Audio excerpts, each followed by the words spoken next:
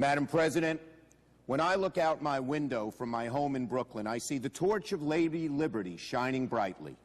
And I can see and feel the promise of America, the covenant of America. You see, there's an unwritten covenant between America and those who emigrate here. It says if you come here with a dream, with a will to work hard, follow the rules and contribute, we'll give you a chance to become an American, and in the process to make America a better place than it was before you got here. In choosing this country, whether it's my friend Marco Rubio's parents from Cuba or my grandparents and great-grandparents who fled persecution from Europe, immigrants bring an appreciation for the choices and opportunities that are unique to America. They often love America even more than native-born Americans, and we sometimes take that appreciation for granted.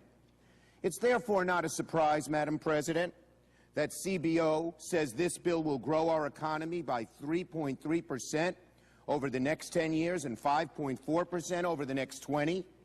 CBO has simply enumerated a concept that many of us already knew. Immigrants have always been the greatest engine of economic growth, innovation, and renewal that this country has ever known. There is no greater economic engine than the long hours immigrants work with no complaint for the chance to achieve economic stability and prosperity for themselves and their families. According to CBO, it's a far greater engine for economic growth than any spending program that Democrats might traditionally propose or any tax cut Republicans might traditionally propose. Whether it's highly skilled immigrants inventing new technologies or lower skilled immigrants toiling in our fields or all those in between, immigrants have been an essential component to our American success story. To reject this basic truth in this vote today would be a direct rebuke to the lady who shines so brightly in New York's harbor. But just like today, our history has had many other instances where the fate of the American covenant with our immigrants has been tested. And in the end, it has always survived, stronger than it was before. It survived because all of us know that if America is to remain the greatest nation in the world, a beacon of hope and freedom for all to aspire to, we must always live up to the covenant that is represented by the great lady in the harbor. And this bill is our best chance and maybe our last chance to maintain that covenant through the next generation of Americans and to maintain the greatness of America. This bill includes input from almost every member of this body. I can't think of two more vocal critics of the bill than the senators from Alabama and Iowa, but even they have amended this bill in multiple places to make it better. And that's what makes this bill strong. That's what makes this bill good. It has garnered support from the most diverse coalition of groups any bill has ever seen.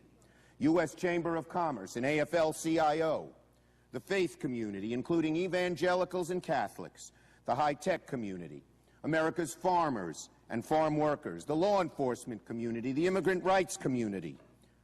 Now, what does this bill do? Simply put, it does three simple things. It will prevent future waves of illegal immigration. It will provide a tremendous boost for the American economy by rationalizing future legal immigration. And it will fairly and conclusively address the status of people currently here illegally. Let's look at the actual facts of what this bill does to end illegal immigration. If the bill passes, anyone who wants to try and cross the border illegally will have to get over an 18-foot steel pedestrian fence, past border agents standing every 1,000 feet apart from Brownsville to San Diego. Future waves of illegal immigration will be prevented if this bill is passed, and that's not a wish, it's not a hope, it's a fact. People have argued that we should not pass this bill because past efforts have failed to prevent illegal immigration. But let's not be so defeatist that we throw our hands up and declare we're incapable of learning from our past mistakes. Under this logic, under their logic, the famous expression would be changed. When you fall off a bicycle, make sure you never ride a bicycle again. Finally, I don't countenance the way the 11 million undocumented immigrants living in our midst got here, but they are here now, and deporting all of them is impractical, unrealistic, and wrong to consider. Our bill will tell these individuals if they're willing to keep their end of the covenant. Their road may be harder and longer than everyone else's road. A 10-year probationary period, no benefits or assistance of any kind. But it too can end with being given the chance to earn American citizenship if they work hard and pay taxes and play by the rules. So the bill is the right thing to do from top to bottom. It has more deficit reduction than our best deficit-reducing packages. It will stimulate the economy more than any stimulus bill, and it will make our border more secure than it has ever been in our history. So now there are simply no more legitimate excuses to vote against this bill. Opponents of the bill have given 3 stated excuses for opposing the bill, each of which has been resoundingly refuted. They said the process is unfair, but it's been the most open process we have seen in a long time. They said it was going to bust the budget and take away American jobs. CBO refuted that. And finally, they said the bill won't secure the border, but we have the toughest border security and enforcement in any immigration bill ever written. Here is what a vote against this bill says. It says it would be nice to reduce the debt, but not if it helps immigrants. It would be nice to grow the economy, but not if it helps immigrants. It says it would be nice to end illegal immigration in our security, but not if it helps immigrants. Those are the 3 stated reasons.